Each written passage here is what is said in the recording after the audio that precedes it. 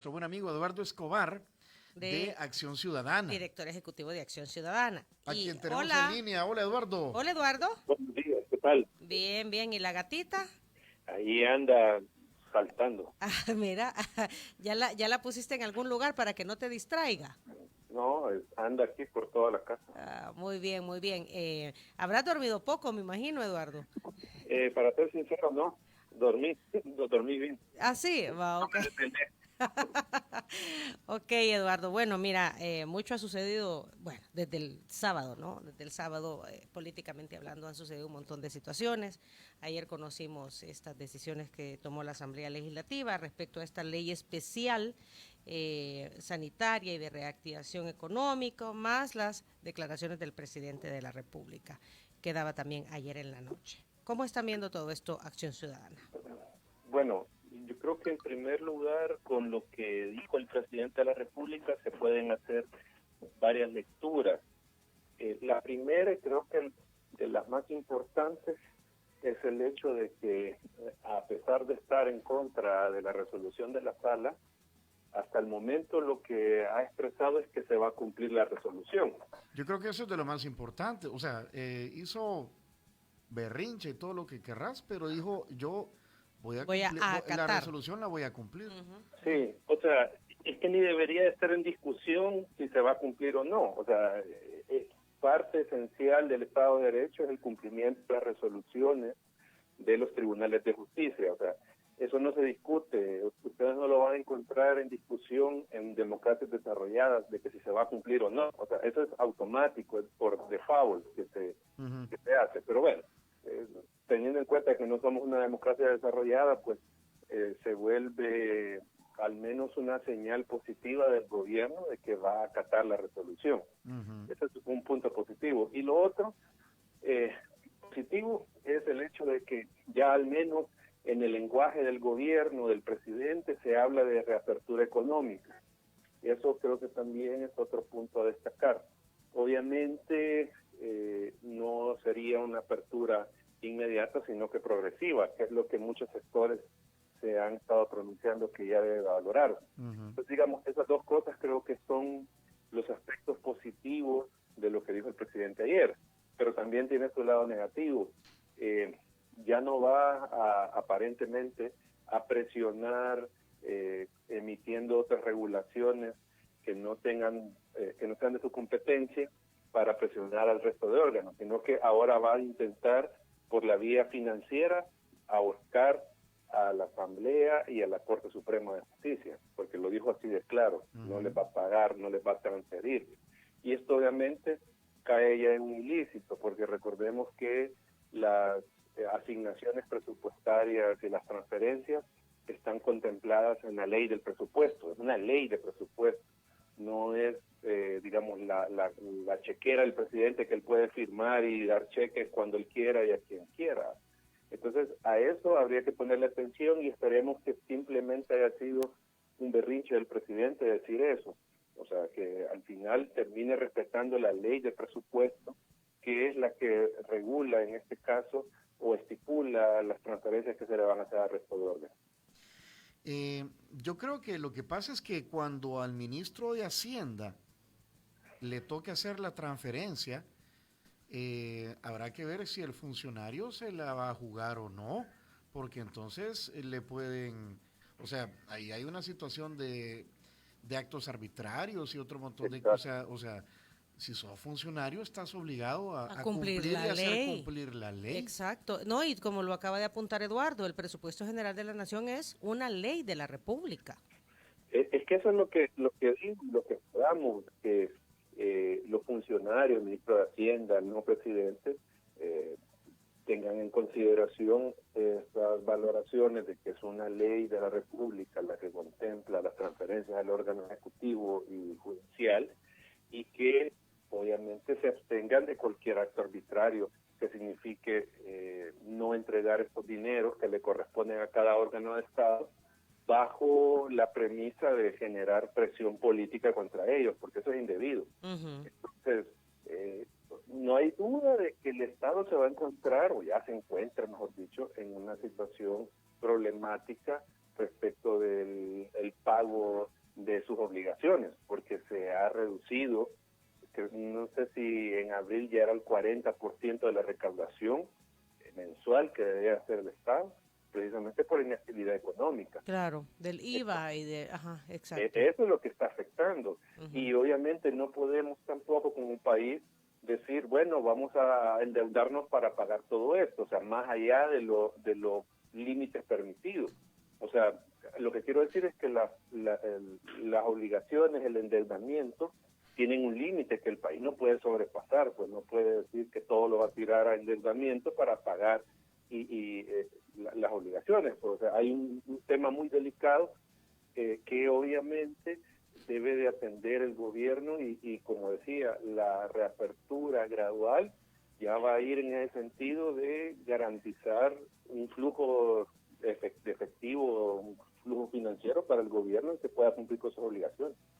Ujú. En efecto, o sea, a ver, la deuda ya llega al 90% del PIB, si no mal recuerdo, Eduardo, de acuerdo a las últimas estimaciones. O sea, de cada $10 que lográramos producir, 9 ya se deben, ¿verdad? Y como tú bien lo apuntas, no podemos estar adquiriendo más deuda para pagar gasto que de todos modos después no tendremos con qué respaldarlo porque no hay actividad económica a través de la cual el gobierno obtenga ingresos por impuestos.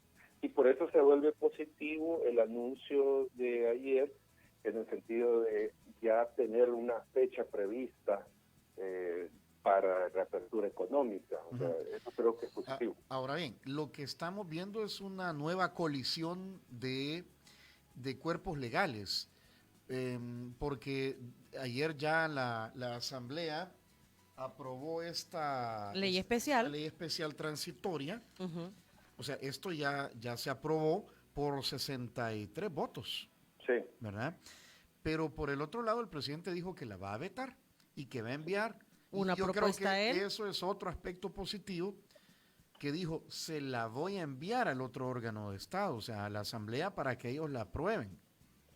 Pero, o sea, que no lo hace él, o sea, no es él dándose permiso a sí mismo. Ajá, no es un sino decreto ejecutivo, ajá, es lo que tú dices, eso. sino que está haciendo su propuesta de ley para el tema del Y coronavirus. entonces, ¿qué va a pasar? Porque ya la Asamblea con esto estaría, creo yo, pensando que está todo encaminado para lo que resta de la cuarentena y la reactivación económica. Pero por el otro lado, el presidente dijo que la va a vetar y que va a enviar lo suyo. Y que va a enviar su propuesta. Ajá.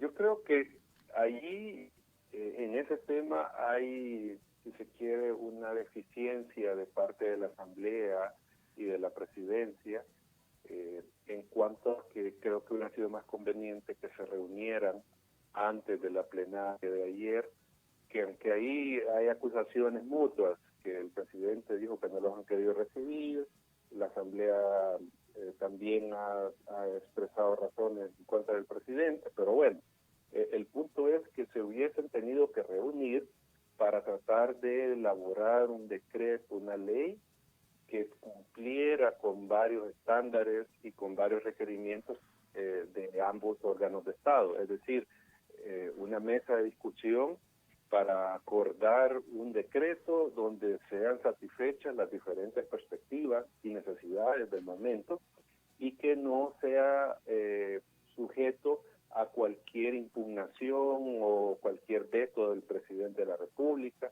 porque lo que va a pasar es, si la Asamblea no aprueba lo que le manda el presidente o el presidente veta lo que acaba de aprobar la Asamblea, nos vamos a encontrar en un problema de que no va a haber regulación. Que no tenemos nada. No va a haber Exacto. nada. Y mientras tanto el coronavirus sigue avanzando, ¿verdad? Ese es el punto. O sea, yo creo que este es el momento que demanda un ejercicio serio y continuo de diálogo y de concertación entre la presidencia y la asamblea. Este es el momento que demanda más ese tipo de actividades, de conductas de los órganos de Estado, porque si no van a seguirse en el bloqueo mutuo, porque eso es lo que de seguro va a pasar.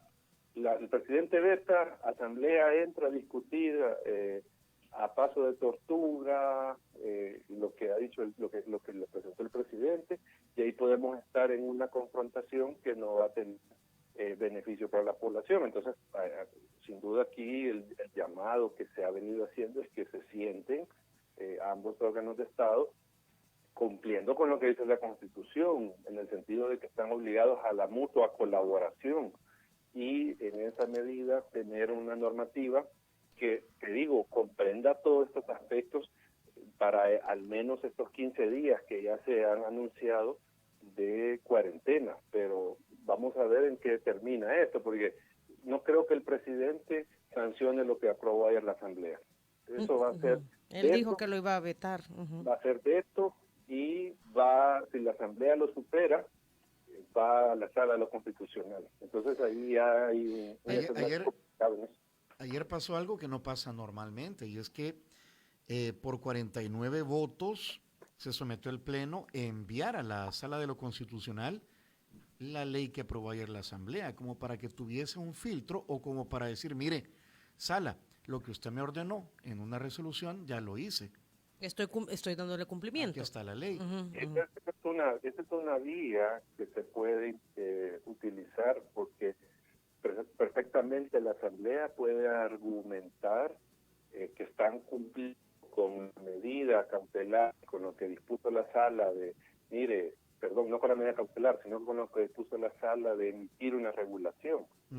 Eso puede ser parte, pero siempre va a estar supeditado en este caso a que se le dé el trámite que establece la Constitución, es decir, que el presidente lo sancione, a menos que la Sala, en ese estudio de lo que aprobó la Asamblea, determine que sí se está cumpliendo con la regulación que se debe emitir al respecto y que ordenar al presidente, mire, cumpliendo acá, sanciónelo. O sea, estoy hablando a partir de posibilidades, que si esto es posible, ese es otro tipo de valoración. Aquí pregunta alguien, porque ayer el presidente anunció que quiere 15 días de cuarentena total, pero agregó el tema de estricto cumplimiento. O sea, y él dijo, la cuarentena va a tener la misma rigurosidad de lo que se ha venido haciendo, pero con estricto cumplimiento, de manera que el 6 de junio se pueda aperturar gradualmente o abrir gradualmente las actividades económicas. Ahora bien, esto dependerá también de lo que establezca la Asamblea Legislativa. Sí, yo creo que a veces al presidente hay que tenerle más temor por lo que no dice que por lo que dice, porque ya ha pasado que en cadena nacional se anuncia determinadas medidas y al final lo que se termina aprobando es diferente o no consideró en su discurso el presidente lo que se aprobó después. Recordemos la cadena nacional donde se mencionaba que se iban a endurecer las medidas y todo esto. De repente tenemos el decreto en la madrugada donde se regulaba la salida por número de DUI, que se suspendía el servicio de transporte colectivo, etcétera, etcétera. O sea, y eso no lo dijo. Entonces, con lo que dijo ayer hay que esperar la propuesta del gobierno, que entiendo que hoy la iban a mandar, si no estoy equivocado. Vamos a ver qué es lo que regula ahí. O sea, porque él pudo haber dicho de que va a ser igual que lo que estamos viviendo ahorita. Pero con estricto cumplimiento, agregó. Pero ahí está el punto. O sea, ¿y qué significa eso? ¿Significa más policías o más militares en las calles, tal vez? Es que vamos a ver, porque actualmente todos sabemos, tenemos restricción de salida por número de DUI para ir al banco, al supermercado, a la farmacia. Tenemos esas restricciones. Tenemos también prohibición de ir a otro municipio del país, diferente a donde uno reside. Digamos, eso no hay transporte colectivo habilitado. Eso es lo que tenemos en este momento. No sabemos qué significa con mayor rigurosidad cumplirlo. O sea, por eso digo, vamos a esperar la propuesta del gobierno para obviamente tener claro el alcance de esta nueva cuarentena, porque lo que ya seguiría de esto es obviamente prohibiciones de salir a determinadas horas, o sea, como por ejemplo el caso de Guatemala, que tienen cierres totales en determinados días y periodos. Sí. Eduardo, ¿y tú cómo interpretas el hecho de que el anuncio que hizo anoche el presidente vino después de la reunión con un grupo de empresarios donde no estaban los directivos de la ANEP? Es decir, hay otra foto ahí interesante, no sé si eh, ninguneó a la ANEP, son otros los que toman las decisiones, o sea, ¿qué es lo que, ¿Cómo lo deberíamos de cómo se lee interpretar? eso, esa foto o esas fotos?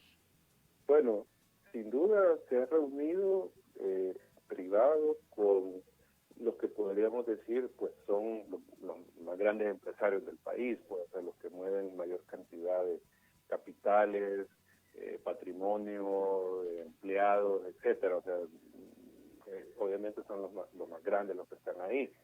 En el caso de la ANEP, pues es una federación de gremiales, si se quiere decir de alguna manera, donde están en este caso representados una cantidad de sectores productivos que creo yo tienen su peso, pues, o sea, porque estamos hablando del sector industrial, el sector de comercio, etcétera, etcétera, o sea, están todos los sectores representados. Representados, o sea, y creo que eso tiene un valor que no puede despreciar el gobierno, más allá de quien esté al frente de la gremial, o sea, pero no puede despreciar obviamente ni a estos grandes empresarios, ni tampoco a estas gremiales representativas, o sea, y ahí es donde... Que seguramente las empresas de estos grandes empresarios forman parte de la ANEP. Exacto. Sí, o sea, yo no dudo de que las empresas de todos estos empresarios no estén afiliadas a la ANEP o sean miembros de la ANEP. No me recuerdo cuál es la calidad, si es de afiliado a estas gremiales. O sea, y en esa medida, yo creo que más lo que pasó en esa reunión o divulgar esa reunión, más es mandar un mensaje político a la misma ANEP y a la oposición política, decir, no, miren, yo tengo el respaldo de estas personas. O sea, creo que es más un mensaje político, así como una foto que se hizo pública, que estaba reunido el presidente con el embajador. Entonces, esos son mensajes políticos, o sea, el hecho de reunirse con estas personas y decirles, no, miren, por decirlo de esta manera, los peces gordos están conmigo. Los meros petateros me apoyan. Exacto, o sea, los peces gordos están conmigo y entonces tengo este respaldo de estas personas. Y al final le estoy mandando de alguna manera también el mensaje a la ANEP, como ya lo había dicho clara y expresamente, que desconoce su liderazgo. Entonces, acá, como yo digo,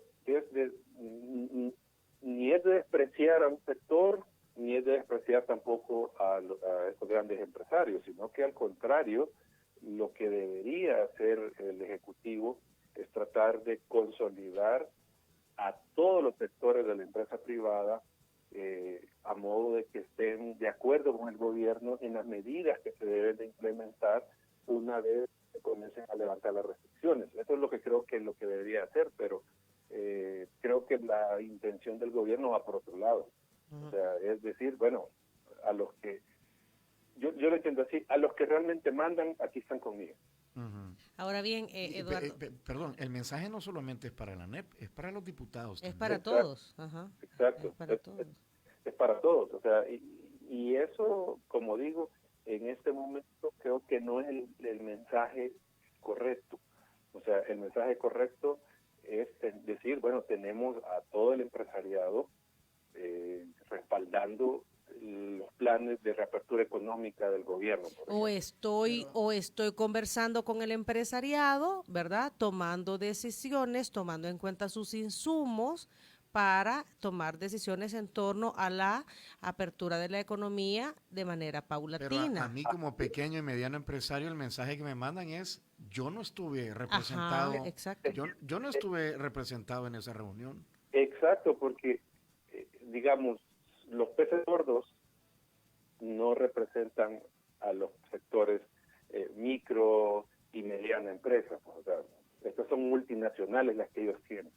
Entonces, la ANEP sí podría jugar ese papel de representativo de estos sectores microempresarios o de mediana empresa. O sea, sí lo puede hacer. Y creo que algo paradójico es que antes del cambio de presidente de la ANEP, el presidente sí reconocía a la ANEP como un sector válido para sentarse y hablar. O sea, porque es un tema de persona y no de gremial, un tema entonces. personal. A eso quiero llegar personal, exacto, porque, y él lo dijo en la conferencia de ayer, y se había anunciado que se habían reunido, se habían peleado y habían llegado a acuerdos, etcétera, etcétera. La pregunta es, ahí sí tenía un peso representativo la NEP. O sea, si no representa nada, ¿por qué me siento con ellos? A acordar planes y medidas, etcétera, etcétera.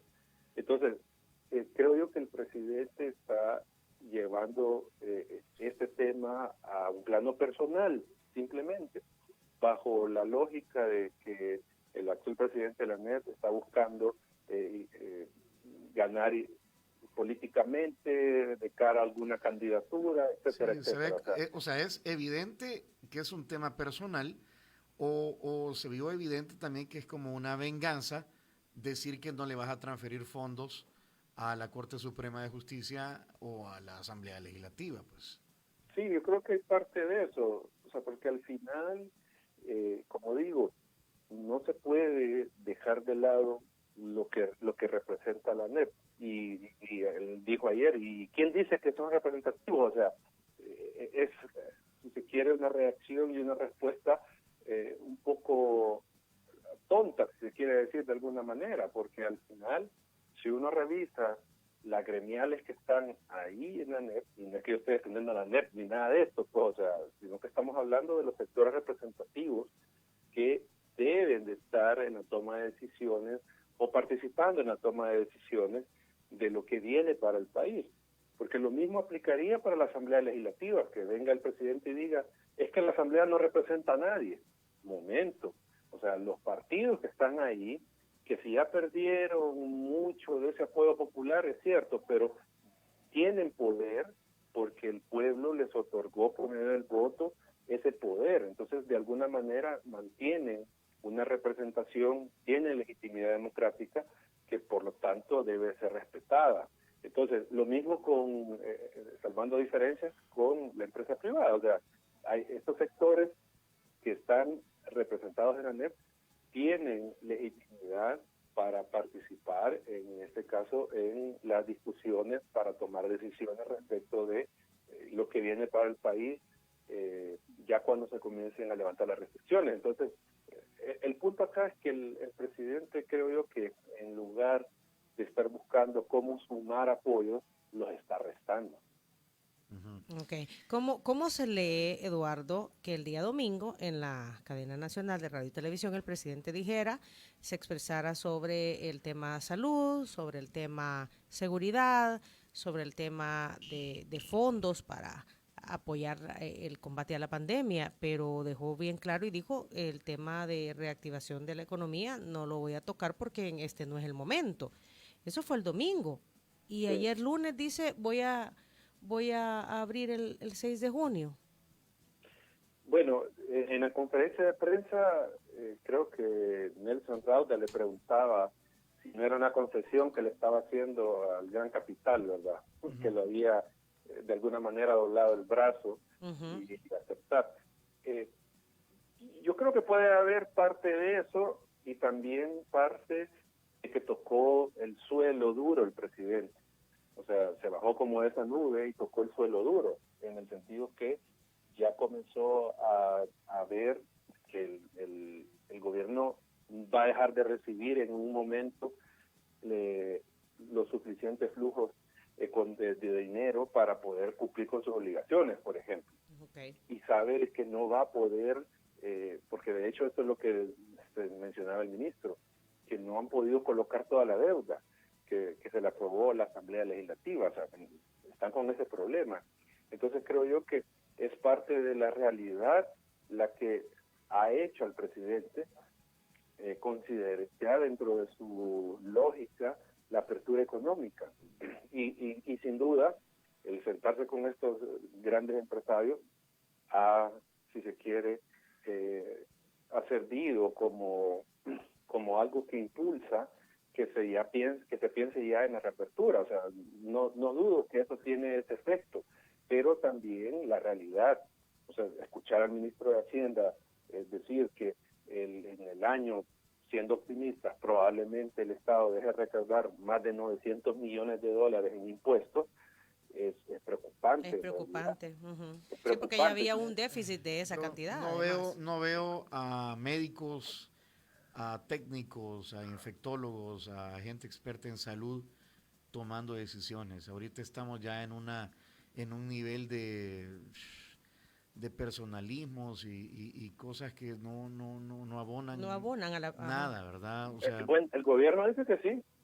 El gobierno dice que tiene un grupo de expertos internacionales, no sé si era la OPS, ¿verdad? No sé, pero que tiene un grupo de expertos en todas estas materias que están ayudando a tomar las decisiones. Pues no sé, yo no sé, realmente yo no sé. Y preocupa cuando el colegio médico, cuando quienes saben de este tema, de los infectólogos que están en el colegio médico, dicen nosotros no tenemos información fidedigna de lo que se está haciendo. Ponele que no sean los del colegio médico, porque dicen que son que apoyan a no sé qué partido, que viene de no sé dónde, pero por lo menos el presidente no los ha presentado. Es decir, yo no veo a esos expertos acuerpando al presidente tomando decisiones técnicas sanitarias, pues. Es que no se conocen. No se conocen, pues. Sí, no, y hay algunos señalamientos que han hecho médicos que si se quiere, retomando las palabras de ayer del presidente, el sentido común de la lógica, porque él dijo mucho eso, el sentido común. Uh-huh. Hay quienes han dicho, miren, se ve una improvisación grande en, por ejemplo, los centros de cuarentena, cómo se han implementado, que no tenían ningún tipo de criterio de separación de las personas. O sea, habían 5 o 6 personas adentro de una habitación, como que fuera la intención de que al final, si había uno contagiado, pues que se contagiaran todos y así ya tenemos todas estas personas contenidas acá que están contagiadas. O sea, hay quienes han denunciado eso, que no habían criterios ni protocolos para separar a una persona asintomática, a una que fuera sospechosa, sino que se mezclaron. Y digo, a algo tan básico, o sea, que eso, por mucha emergencia en la que estemos, era algo que se debería haber considerado en el plan que se iba a implementar en los centros de contención, por ejemplo. O sea, algo tan básico.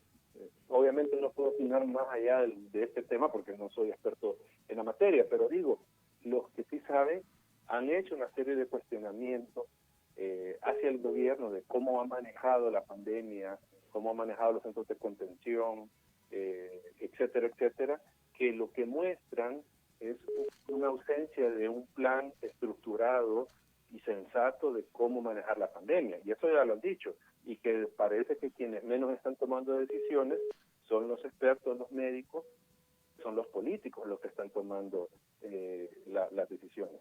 Uh-huh. Okay. Bueno, Eduardo, gracias por tus pensamientos, tus valoraciones, ¿verdad?, sobre toda esta situación. Íbamos a hablar también un poco de transparencia, ley la CAP, pero los últimos acontecimientos o todo lo que ha ocurrido en las últimas horas, pues cambió la cosa. Muchas gracias, Eduardo. Gracias, Eduardo. Gracias, un gusto. Saludos.